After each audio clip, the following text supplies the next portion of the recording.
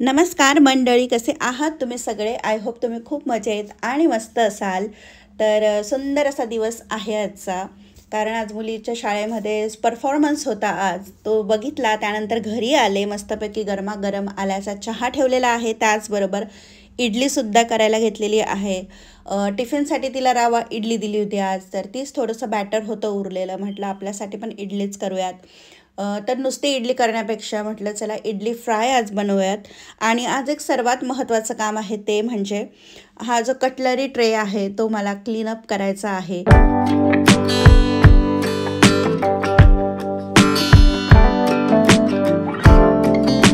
तर इथे मस्तपैकी गरमागरम रवा इडल्या बनवून तयार झालेल्या आहेत. जर कधी पीठ फर्मंट केलेलं नसेल आणि इडली खावीशी वाटली, अप्पे खावेसे वाटले, तर मग अशी रवा इडली सोपी पडते.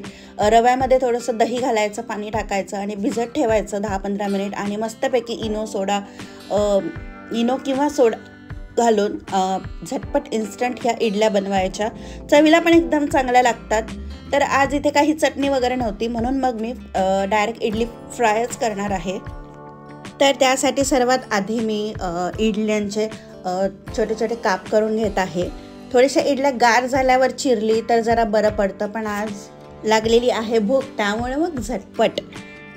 तर कढईमध्ये घेतलेलं आहे 1 पळीभर तेल.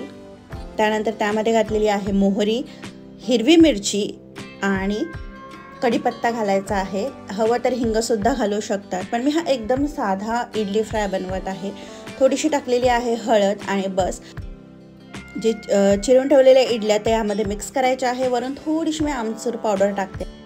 चवीनुसार मीठ जर लागत असेल, पण आज इडल्यांना व्यवस्थित मीठ होतं, त्यामुळे मी काही घातलं नाही. आणि वरून अशी मस्तपैकी फ्रेश कोथिंबीर घालायची.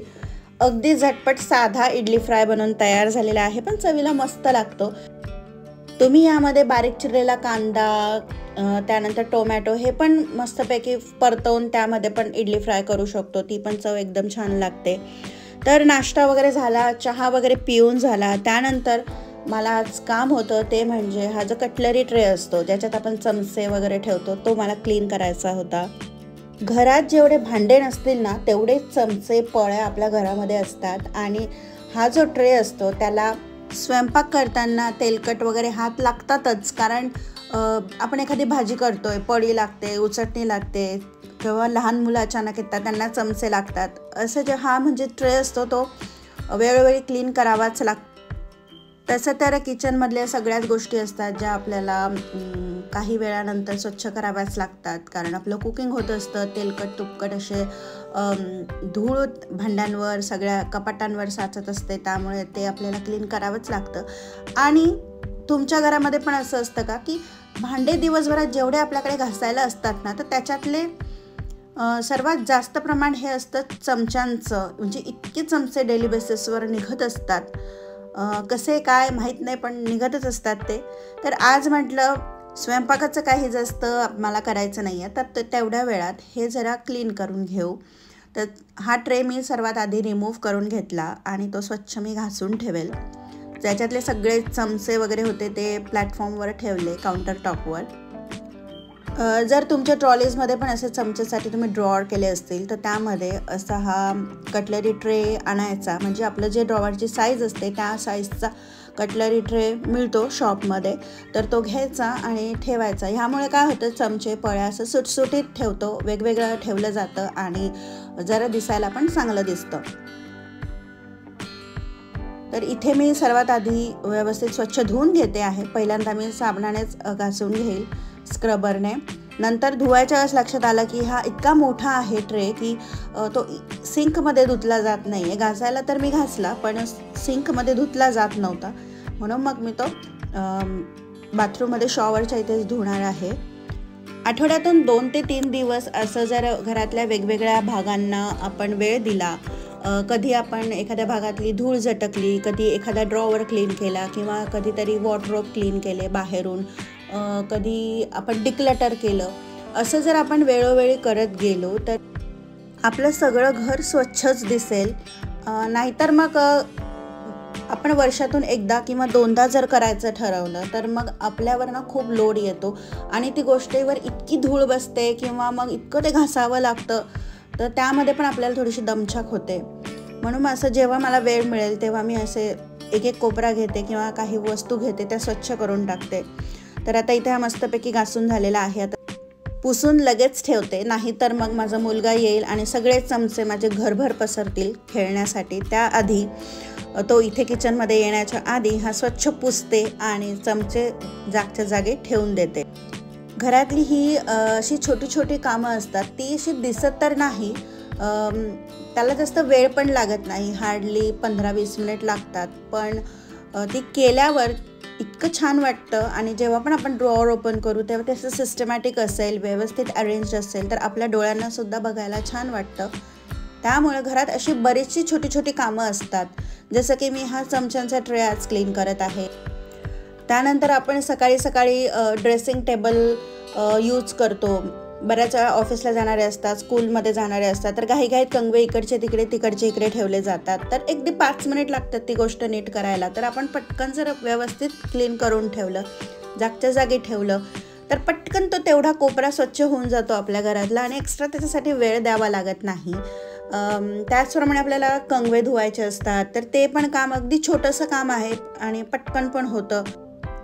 किंवा आपल्या घरातल्या चेअर असतील, जसं डायनिंग टेबलच्या ज्या चेअर असतात त्या बऱ्याच वेळा आपण वरून तर क्लीन करतो, खालून बऱ्याच वेळा मग कधी जाळं येतं त्याला, कधी धूळ साचते, त्याच्या ज्या अशा गॅप्स असतात तिथे, तर ते पण काम म्हणजे जास्त वेळ नाही घेणार आहे आपलं, तर ते पण आपलं 5-10 मिनिटामध्ये होऊ शकतं.